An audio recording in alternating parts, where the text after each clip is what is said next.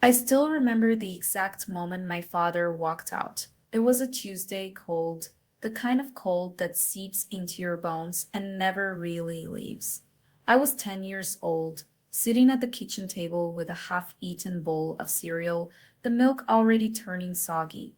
My mom was humming something soft, the way she did when she thought no one was listening. Then the front door opened. Not slammed, not rushed, just opened. Like any other day, but this time my father stood there with a duffel bag slung over his shoulder, his keys in his hand. He didn't even look at me. His eyes were fixed somewhere past my mom's shoulder, as if he was already gone before he'd even left. She must have known. Moms always do. She stopped humming, her hands freezing mid-motion as she wiped down the counter. "You're leaving," she said. It wasn't a question. Her voice was steady, but I saw the way her fingers trembled. He didn't answer, not with words anyway. He just nodded once, a slow, heavy dip of his chin, as if the weight of it was too much even for him. Then he turned and walked out. No hug, no "I'm sorry," no "I'll call," just the quiet click of the door shutting behind him, and then silence. A silence so loud it echoed in my chest for years. My mom crumpled right there in the kitchen. Not dramatic, not like in the movies, just a slow fold inward, like a house collapsing on itself. She sank to the floor, her back against the cabinets, and she cried. Not the kind of crying you can fix with a band-aid or a juice box. This was the kind that shook her whole body, the kind that made her breath come in ragged gasps, as if she were drowning. I stood there, frozen, my cereal bowl still in my hands, the milk now cold and disgusting. I didn't know what to do, so I did the only thing I could. I put the bowl in the sink, walked to my room, and closed the door. That night I made a promise to myself. I will never need anyone the way she needed him. I didn't understand then how much that moment would shape me, how the hollow ache of his absence would carve out spaces inside me. I didn't even know existed, but I felt it, the way my chest tightened every time the phone rang, hoping it was him, dreading it wasn't. The way my mom's smile never quite reached her eyes after that. The way I started noticing the bills piled on the counter, the way she'd stare at them like they were written in a language she couldn't understand. I was 10, but I wasn't a child anymore. Not really. Because when your father walks out, something in you hardens, something in you changes. And I let it. I let the anger in. I let the determination root itself deep inside me, like a seed planted in cracked earth. I would not be weak. I would not be left behind. I would not need. That was the day I decided if the world was going to take from me, I would take right back. I would build something so unshakable that no one, not even him, could ever make me feel small again. And I did, but that's not the end of the story. Because 15 years later, life has a funny way of bringing you full circle, and trust me, when it does, you'll want to be ready. So ask yourself this: what would you do if the person who broke you showed up at your doorstep needing you? Would you crumble, or would you stand tall enough to cast a shadow over every doubt they ever had about you? Because here's the truth: sometimes the best revenge isn't what you do to them, it's what you become in spite of them.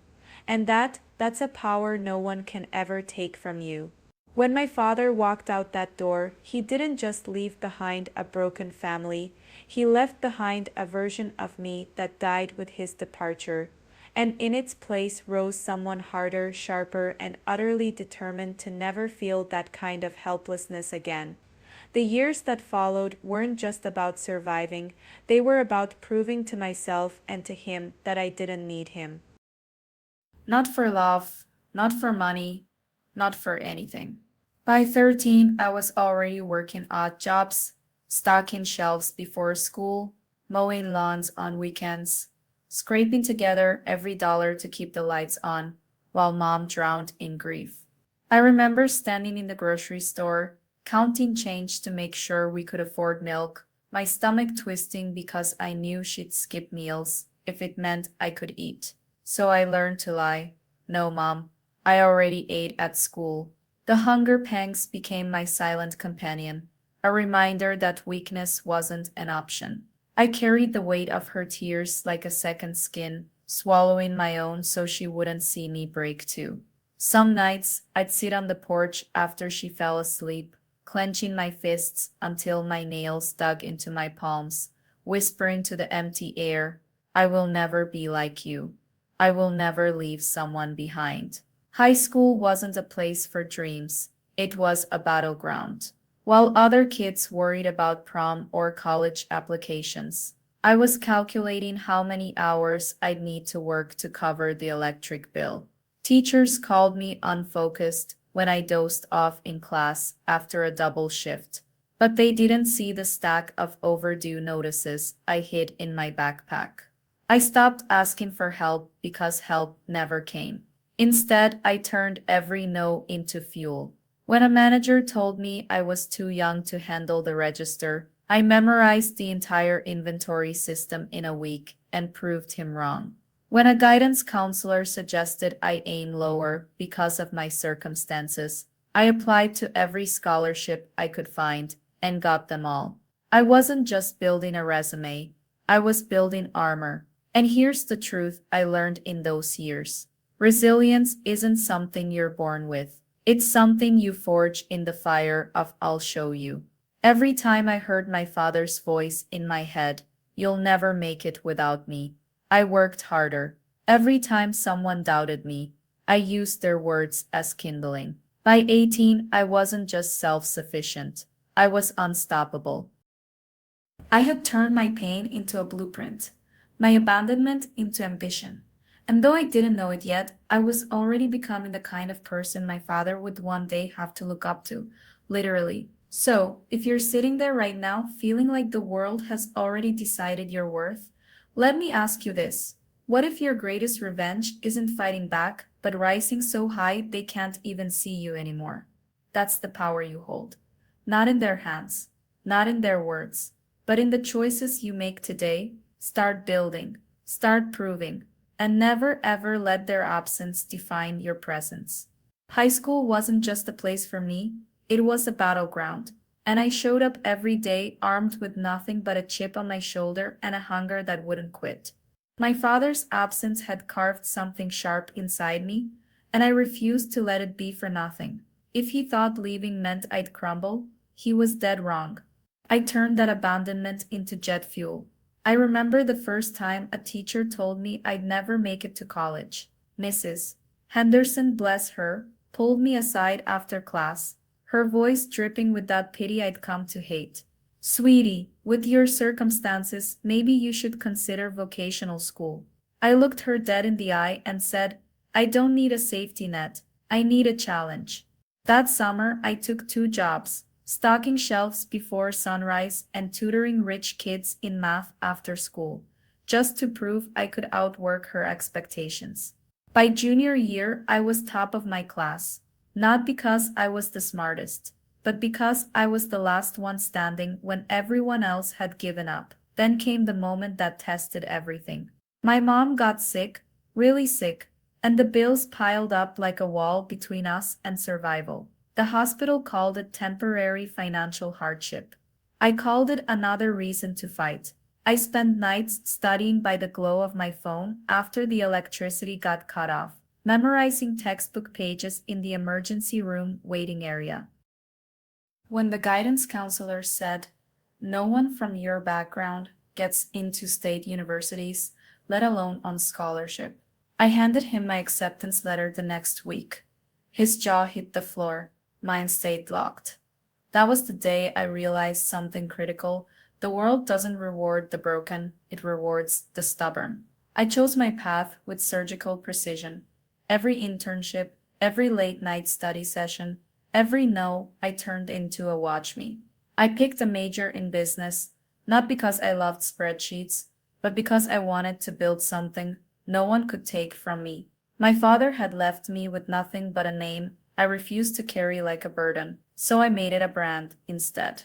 When classmates partied, I networked. When they slept in, I cold emailed CEOs until one finally said yes. I wasn't just climbing a ladder, I was building my own. Here's the truth. No one tells you about resilience. It's not about never falling. It's about landing on your feet so hard the ground cracks beneath you. Every setback was a lesson. Every closed door, a detour to something better. And when I walked into my first corporate interview at 19, wearing a second-hand suit and a smile that dared them to underestimate me, I knew I wasn't just surviving anymore. I was winning. So if you're sitting there right now, with the world telling you what you can't do, good. Let it. Let them doubt you. Let it burn in your chest until it forges something unbreakable. Because the best revenge isn't anger, it's becoming the person they never believed you could be. And trust me, that's a victory no one can ever take from you. The day I graduated, the weight of that cap and gown felt like more than just fabric. It was the armor I'd forged from every sleepless night, every empty stomach, every whispered doubt that said I wouldn't make it. I stood there, diploma in hand, scanning the crowd for a face I knew wouldn't be there. My mother's tears were loud, her pride shaking the very air around us, but in the sea of smiling families, there was a silence only I could hear. The absence of him, the man who taught me, in the cruelest way possible, that if I wanted something, I'd have to claw my way to it alone. I remember the way the sunlight hit the stage, too bright, almost blinding, like the future I'd fought for was finally daring me to step into it. My name echoed through the speakers, and for a second I wasn't the kid who'd eaten cereal with water because the milk money had to go to bills. I wasn't the teenager who'd worked 2 jobs just to keep the lights on. I was the first in my family to do this, to win, and yet as I shook the dean's hand, a part of me ached, not for him, but for the version of me that had once believed a father's love was something you could earn. That day, I realized some lessons aren't just learned, they're burned into you. And mine was this: I didn't need his approval. I never had. The walk back to my seat was a blur, but I'll never forget the way my mother grabbed my face, her hands rough from years of scrubbing other people's floors, and said, "You did it, Mijo, you did it." That was the moment it all became real. Not the degree, not the applause, her pride. The woman who'd been told she'd raise another statistic was watching her son rewrite the story. And I made a promise to myself, right then, I would spend the rest of my life making sure no one ever dared to underestimate what we were capable of. So, when I tell you to hold on to your dreams, like they're the last lifeline in a storm, I'm not speaking from some motivational poster. I'm speaking from the bones of a boy who turned his hunger into fire. Your milestones, they're not just for you. They're for every version of yourself that was ever told to sit down, to be quiet, to know your place. Stand up, take the space. And when they ask how you got here, smile and say, I built this with my own hands. Now, what's the first brick you're going to lay? Here's the raw, unfiltered truth about how I built my empire from the ashes of his abandonment. The day after graduation, I didn't sleep. I planned. That diploma wasn't just a piece of paper. It was my first brick in the wall between me and the life he left me in. I remember sitting on the edge of my bed, the same one I'd cried myself to sleep on as a kid, and sketching out my first business idea on a napkin from the diner where I washed dishes. It wasn't glamorous, it wasn't even good, just a desperate, scrappy plan to sell handmade furniture out of a garage I couldn't afford yet. But it was mine, and that was the point. I started with nothing but a borrowed tool set and a fire in my gut that burned hotter than the shame of food stamps. Every splinter in my hands, every 3 a.m. sanding session, every time a customer lowballed me, it wasn't just work. It was proof that I could feed myself, proof that I didn't need him. The first year I lived on ramen and sheer spite. I'd look at my calloused hands and think, this is what survival looks like. The second year I hired my first employee, a single mom who reminded me of my own. I paid her more than I could afford because I remembered what it felt like to be hungry. Then came the rejections. Banks laughed at my credit score. Investors patted my shoulder and said, "Kid, come back when you've got experience." I'd smile, thank them, and walk out thinking, "You have no idea what I've already survived." So I bootstrapped harder. I cold called suppliers until my voice gave out. I slept in my car between deliveries. And when the first big order came in, a corporate client who wanted 50 custom desks, I nearly collapsed from the weight of it. Not because I couldn't handle it, but because for the first time I saw myself in the mirror and didn't recognize the man staring back. He wasn't the scared little boy anymore. He was someone who built things. By year 5, I had a team, a warehouse, a name people respected, and every single contract I signed, I pressed the pen a little harder, imagining his face if he ever found out. But here's the thing about revenge. It's a terrible boss. It'll drive you, sure, but it won't fulfill you. So I started building for something bigger than my pain. I created scholarships for kids like me. I mentored teenagers who'd been left behind. And one day, I realized I wasn't just successful. I was free. Free from the need to prove anything to him. Free to decide what came next. So when you're staring at your own impossible dream, ask yourself, what's the worst that could happen? You fail? You failed before? You struggle? You've starved before. But you survive. And that's the one thing they never counted on. Now go build something so undeniable. They won't just see you, they'll remember you. The day fate walked into my office. I remember the way the morning light cut through the floor to ceiling windows of my office. That day, sharp, unrelenting, like the edge of a blade. The air smelled of fresh coffee and polished mahogany. The scent of success I'd built from nothing. I just closed a deal that would double my company's revenue. And for the first time in years, I let myself breathe. I did it. No handouts, no safety nets, just me, my scars, and the relentless will to prove that the little boy left hungry in a broken home could rewrite his story. Then I saw him. He was slumped in the waiting area, fingers nervously tapping against his knee. His suit 2 sizes too big, like he'd borrowed it from a stranger. The receptionist later told me he'd shown up unannounced, resume in hand, asking for any position. But I didn't need her to tell me that. I felt it. The way my stomach dropped like a stone. The way my pulse roared in my ears, drowning out the hum of the office. Because I recognized those hands. Those tired, calloused hands that had once pushed me away when I begged him to stay. 15 years. 15 years of silence. Of me convincing myself I didn't care if he lived or died, and there he was in my building, under my name needing me. The irony was so fake I could taste it. This wasn't the man who'd walked out on us. This was a shadow of him, grayer, smaller. The kind of man who'd spent decades running from his choices, only to end up right back where he started. Except this time, the roles were reversed.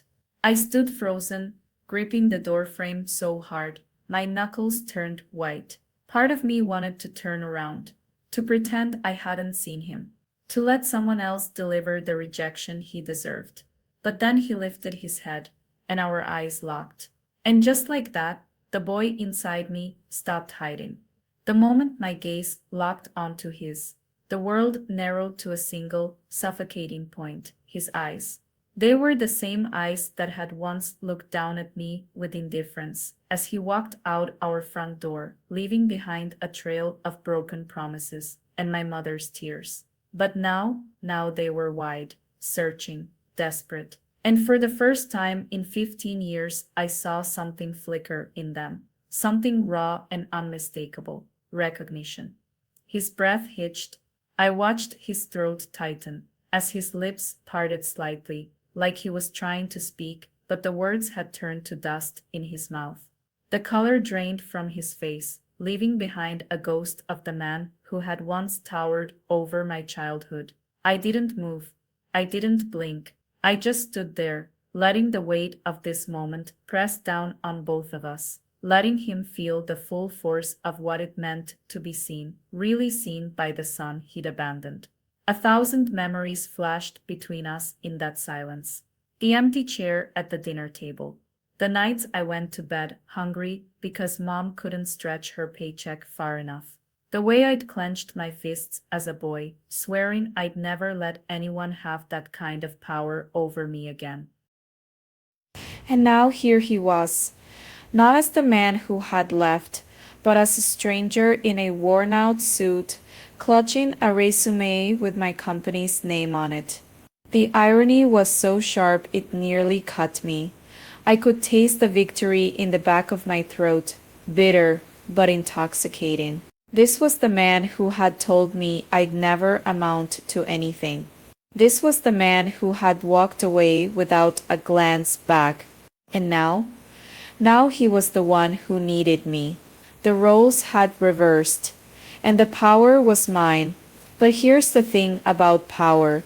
It's heavier than you think. Standing there, I realized that all the success in the world couldn't erase the boy inside me, who still wondered why he wasn't enough.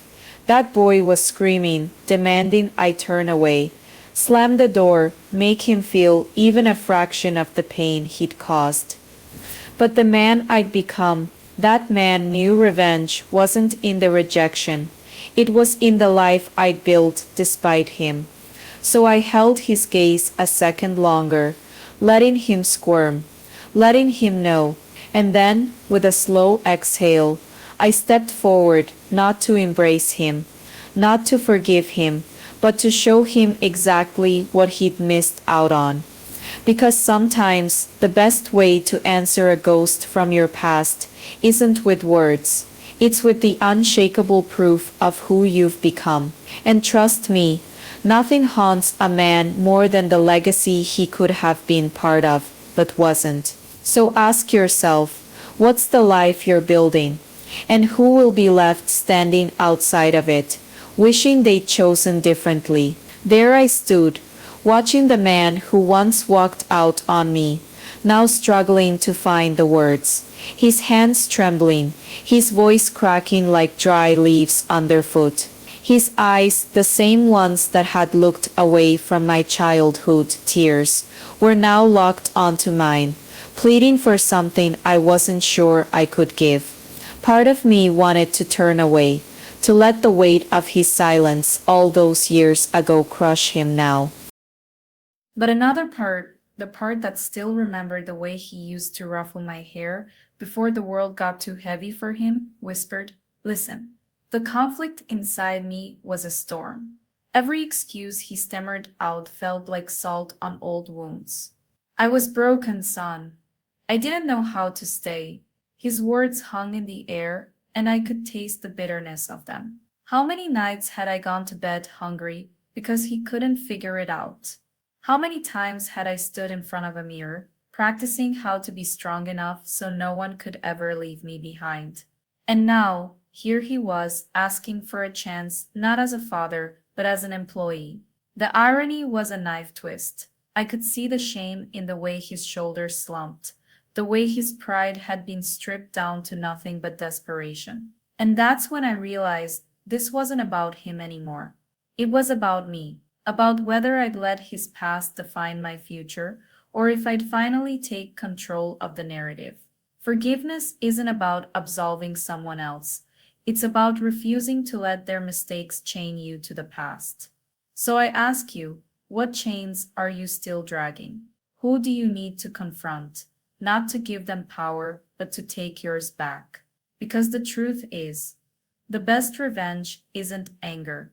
It's building a life so full, so unshaken, that the people who doubted you can't even recognize the person you've become. And sometimes, the first step is simply deciding to listen, even when every instinct screams to walk away.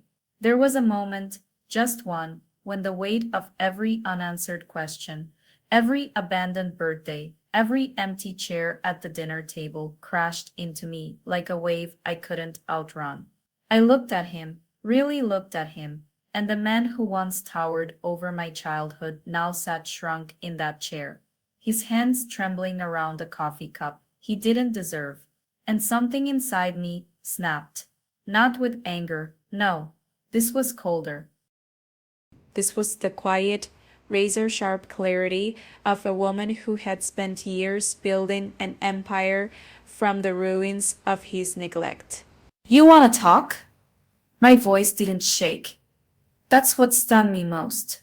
15 years of silence, and when I finally spoke, it was steady. Then let's talk about the night you left. His eyes flickered, guilt, maybe, or the ghost of some old excuse, but I didn't let him speak. Do you remember what you said to me? No, of course you don't. You told me to be a big girl while you packed your bags. Like it was my job to make your cowardice easier.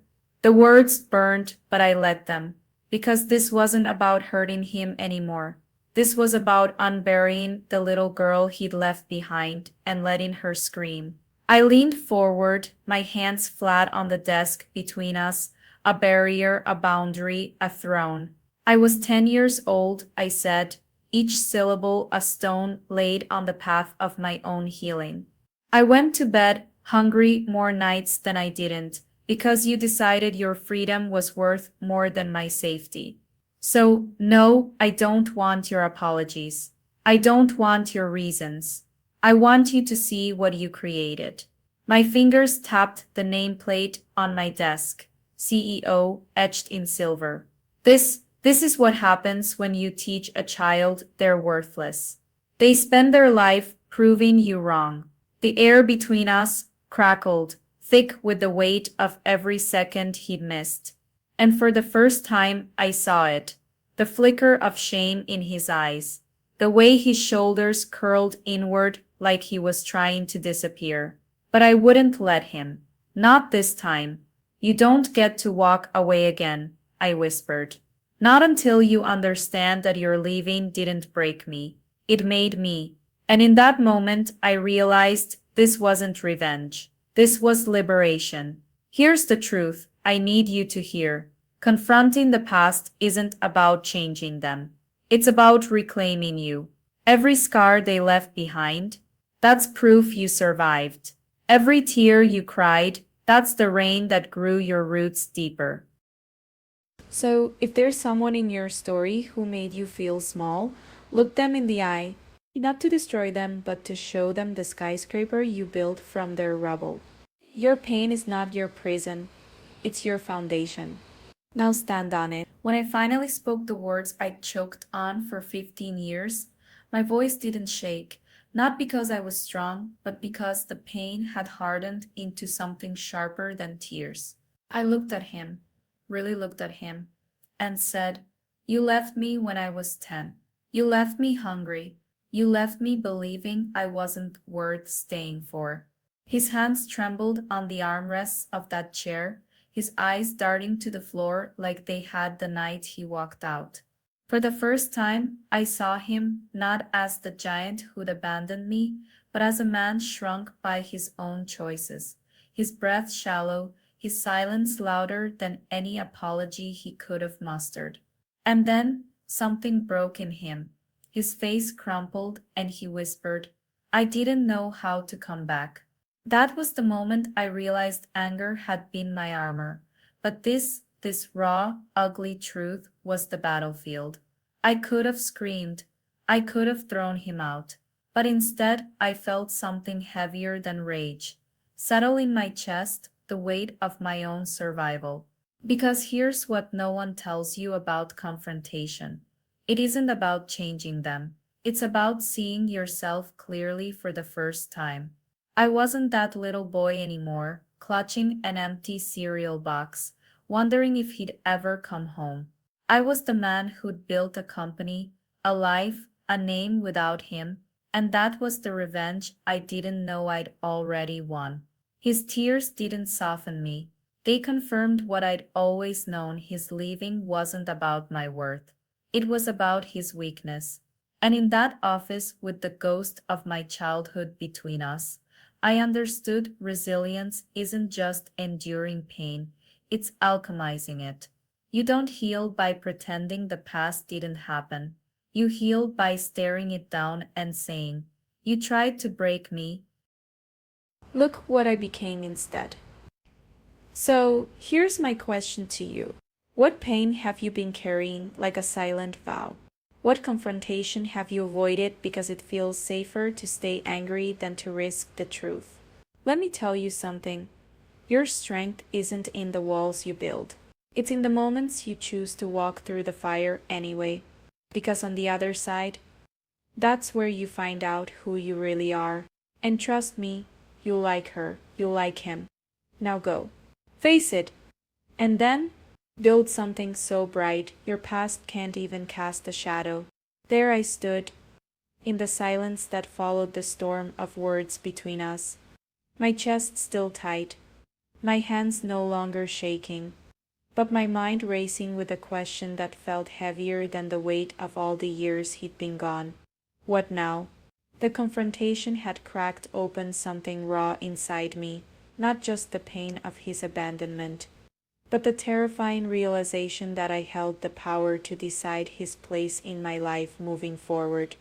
And that power, it was paralyzing. I'd spent years building walls so high no one could scale them, let alone knock them down. But now here he was, broken, uncertain, a shadow of the man who'd once walked out without a glance back. And I had to ask myself, do I let him in? Not for his sake, but for mine. Because healing isn't just about speaking your truth, it's about choosing what comes after. Do I cling to the anger that had fueled me for so long? Or do I dare to consider something else? Something that doesn't feel like weakness, but like choice. Let me tell you what no one tells you about forgiveness. It isn't a grand single moment of release. It's a quiet, daily decision to prioritize your peace over the poison of the past. It's looking in the mirror and realizing that the person staring back at you deserves more than a life defined by what was taken from them. But, and this is critical, it's also about boundaries. Because forgiveness without boundaries isn't freedom, it's just another kind of prison. I had to ask myself, could I ever trust him not to break me again? And more importantly, did I even want to find out? This is where the real work begins, the part no one prepares you for. You confront the past, you speak your truth, and then you're left standing in the wreckage of it all, holding the pieces of your heart and wondering how or if you should rebuild with them in the picture. Some of you watching this are nodding because you've been here. You know the exhaustion of weighing should I against can I. You know the fear that maybe if you let them back in, the cycle starts all over again. But here's what I've learned. The strongest thing you can do isn't just to survive what broke you, it's to decide with intention what your healing looks like. So, I made a choice. Not the one you might expect, and not without hesitation. But it was mine. And that's the point. Whether you choose to rebuild bridges or burn them, whether you offer a second chance or a final goodbye, the power is in the choosing. Because the legacy you build isn't just about what you achieve, it's about how you rise, who you become, and the unshakable knowledge that no one gets to write your story but you. So tell me, what's the next chapter of yours going to say?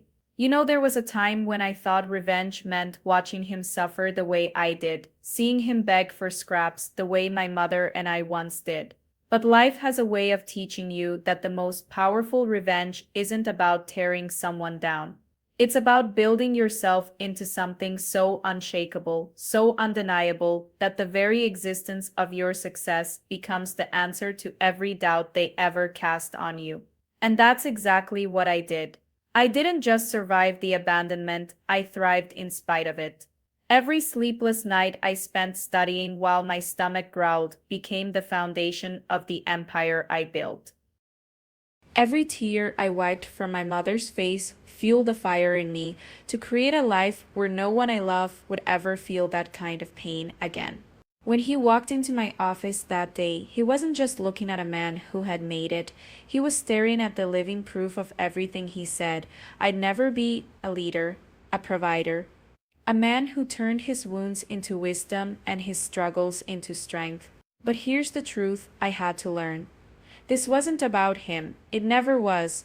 It was about me reclaiming the narrative of my life. It was about standing in front of the mirror and recognizing that the little boy who once felt worthless had become a man who could look his past in the eye and say, "You didn't break me, you made me." And if you're listening to this right now, carrying the weight of someone else's words or actions, I need you to hear me. Your revenge isn't in their downfall. It's in your rise, so rise. Build the life they said you couldn't have. Love harder than they told you was possible. Create a legacy so bright that their shadows can't even touch it. Because the best revenge isn't making them regret leaving, it's making them realize they missed out on watching you become everything they weren't brave enough to be. And when you do, that's not just success, that's poetry. That's justice, that's your story rewritten in gold. Now go write yours. So here I stand, no longer that 10-year-old boy clutching an empty lunchbox, no longer the angry teenager swearing I'd never let the world break me. I'm the proof that wounds don't have to define you, that abandonment doesn't have to dictate your worth, and that the people who underestimated you, their opinions were just kindling for the fire you'd become. But this isn't just my story, it's yours too. Right now, you are holding the pen to the next chapter of your life, and I need you to ask yourself, what will you write? I could have let bitterness harden me.